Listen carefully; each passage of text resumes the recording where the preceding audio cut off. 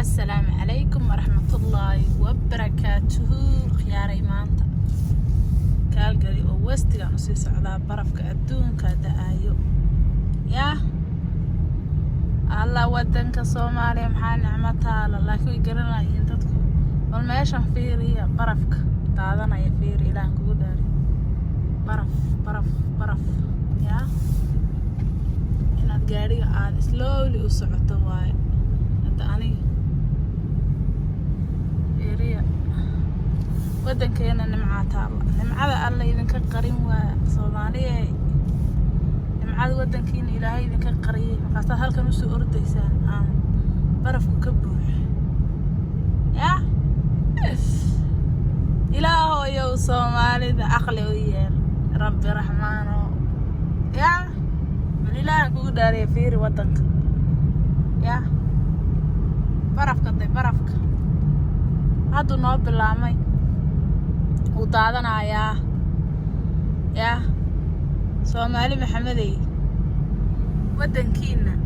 nimcada taal Allah idin tuso ya Calgary West baan sii socdaa ma fahanteen Westiga Calgary baan joogaa nooradkaan ka imid barafun baan inta dhex socdaa waa dangerous gaariga inaad aayar wada weeyaan kale gaari baa dabada kaga dhacaysa dam marka Ilaaha Raxmaan ah waxaan uga rajaynayaa Soomaali weyn meel walba ay joogto inuu nimcada Soomaaliya taalo oo Ilaahay tuso oo ay dagaalka joojiyaan oo ay dhibka joojiyaan oo wadankooda nimcadooda cunaan oo wadankan ay u soo tahriibayaan ee barafka noocan sidan qodadaday barafka subhanallah Soomaaliya nimcada taala Allah ayow na tus wadankanaga nimcada taala Allah ayow na tus cirku soo buuxada waa baraf waagi hore Soomaaliya joognay waxaa la dhihi jiray qarar markaan joognay Soomaaliya waxaa la dhihi jiray Allah cirku roob buuxa roob waxa cirka ka buuxa waa roob baa la dhihi jiray ma ogtahay hada waxaan dhahnaa anaga waxa buuxa ee cirka ka buuxa waa baraf ya waxa aad aragtaan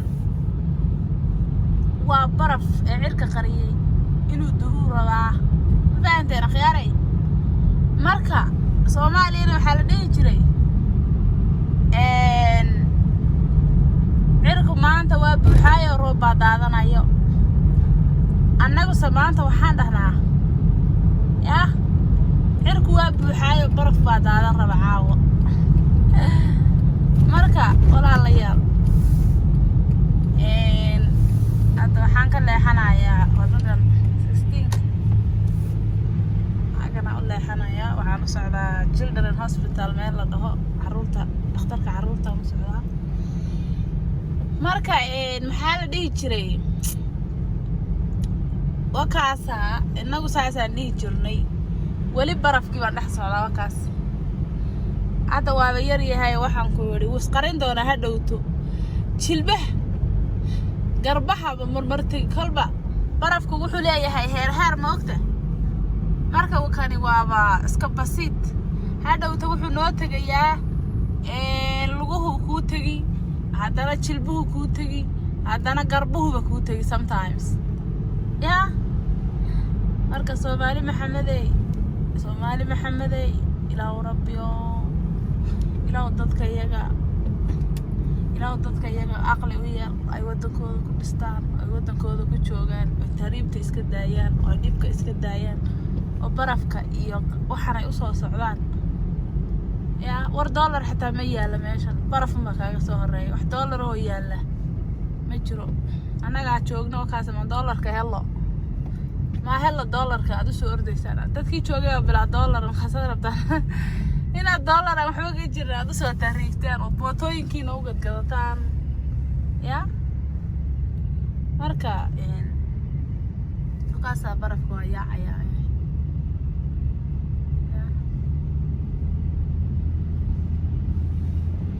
marka bootooyinkiina barafkan ha u soo gadanine leexdo weeyaan inaan leexdo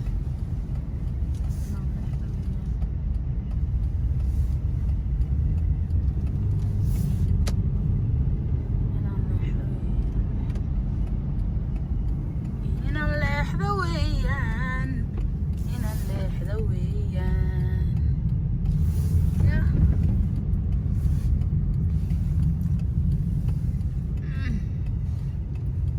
yaa Soomaali Maxamed barafka tay baraf baa waxaan ku iri dhirtii qariyay waa u jeedin ilaahu rabbiyo wadankanagi nabad nooga dhig aan iska laabanay dadkan bootooyinka gadanaya iyagu hana soo dabamaraan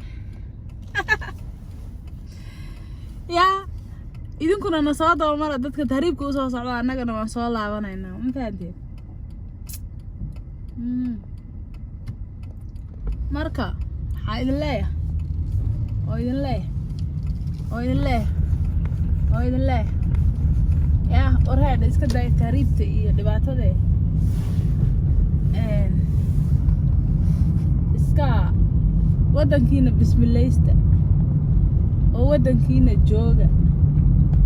oo bismillah dhaha meeshaad joogtaan meeshan waa kaas annagaa idiin soo duubaynaa dhibka ka taagan baraf baa yaalla doolarra ma yaallo wax yaalla ma leh yurubna wax yaallaba male dee carruurtaada unbaa lagaaga qaadan be halkan ama dhaantee oo carruurtaadiiba ilaa 3 jeer lagu dhahayaa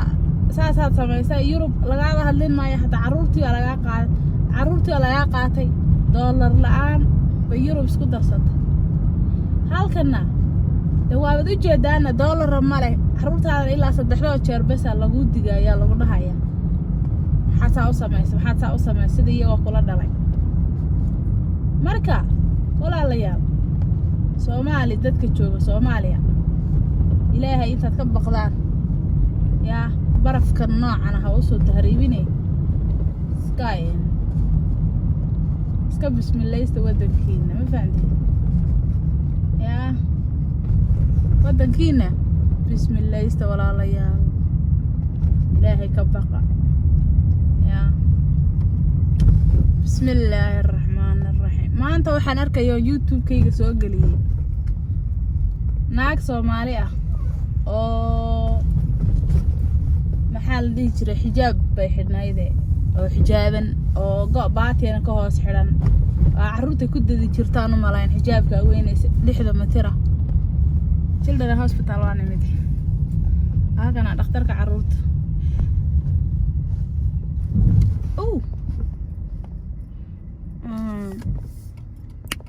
gaariga ay istaagi waay ma maqlayseen akhyaare kikigig buu yiri bareega uu qaban waay